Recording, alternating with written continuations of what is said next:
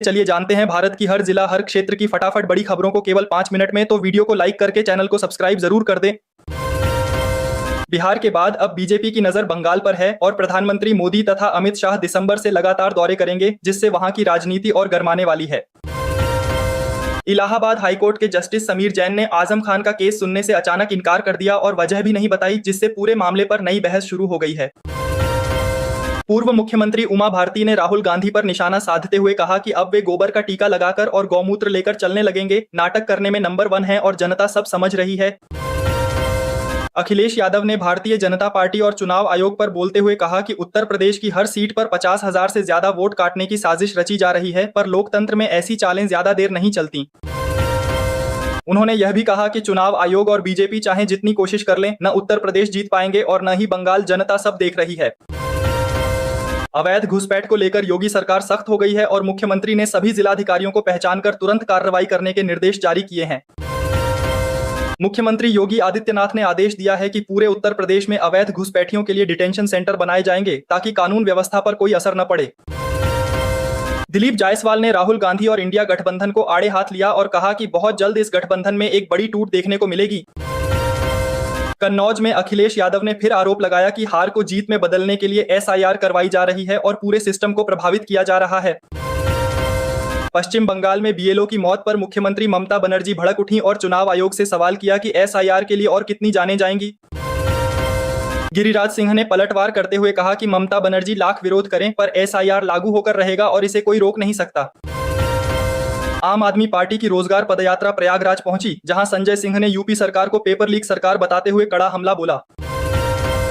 यमुना की हालत पर हाईकोर्ट ने सख्त टिप्पणी की और विभागों को फटकार लगाई कि नदी की स्थिति बेहद खराब है और तत्काल सुधार के कदम उठाए जाएं। प्रधानमंत्री मोदी और मैथिली ठाकुर की आपत्तिजनक एआई तस्वीर और वीडियो के मामले में केस दर्ज किया गया है और साइबर टीम अब सक्रिय हो गई है।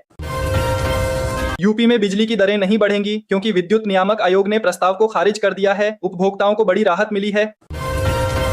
छत्तीसगढ़ में सरकारी शिक्षकों की ड्यूटी कुत्तों की निगरानी में लगा दी गई, जिस पर लोगों ने कहा कि अब बस यही दिन देखना बाकी था। व्यवस्था पर सवाल खड़े हो गए हैं।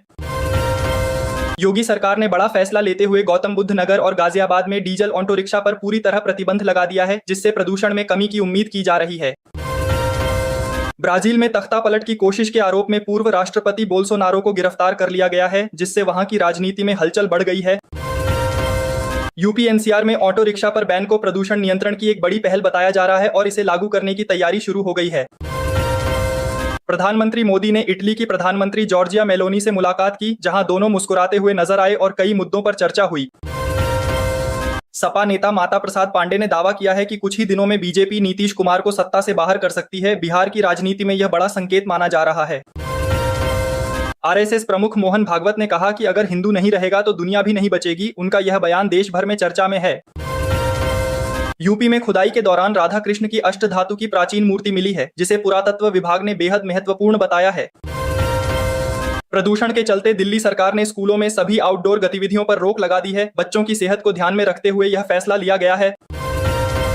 सरकार ने 4 नए लेबर कोड लागू करने का ऐलान किया है, जिससे कर्मचारियों और कंपनियों दोनों के लिए कई बड़े बदलाव सामने आएंगे। सरकार के एक नए फैसले के बाद घरेलू मेटल इंडेक्स 1.5% तक गिर गया है, जिससे बाजार में हल्की चिंता देखने को मिली है। दक्षिण अफ्रीका पहुंचे प्रधानमंत्री मोदी का जोरदार स्वागत किया गया और एयरपोर्ट पर उन्हें दंडवत प्रणाम किया गया। तस्वीरें सोशल मीडिया पर वायरल हैं। मध्य प्रदेश में 9 करोड़ 84 लाख रुपए की साइबर ठगी का भंडाफोड़ हुआ है और बैंक कर्मचारी समेत 3 आरोपी गिरफ्तार किए गए हैं। दिल्ली में एक्यूआई गंभीर श्रेणी में पहुंच गया है, जो बच्चों, बुजुर्गों और मरीजों के लिए बेहद खतरनाक स्थिति मानी जा रही है। बिहार के ताजा आंकड़े बताते हैं कि महागठबंधन को करारी हार मिली है और एनडीए को केवल 3% यादव तथा 2% मुस्लिम वोट मिले हैं, जो राजनीतिक समीकरणों में बड़ा बदलाव है। संजौली की अवैध मस्जिद को लेकर सियासत गरमा गई है और हिंदू संघर्ष समिति ने सीधे मुख्यमंत्री योगी आदित्यनाथ को पत्र लिखकर कड़ी कार्रवाई की मांग की है। यूपी के किसानों के लिए योगी सरकार ने बड़ा फैसला लिया है, जिसके तहत लाखों अन्नदाताओं के खातों में सीधा पैसा भेजने की तैयारी पूरी कर ली गई है। प्रधानमंत्री नरेंद्र मोदी ने ऑस्ट्रेलिया और कनाडा के साथ त्रिपक्षीय साझेदारी का ऐलान किया है, जिसे भारत की विदेश नीति में एक अहम कदम माना जा रहा है।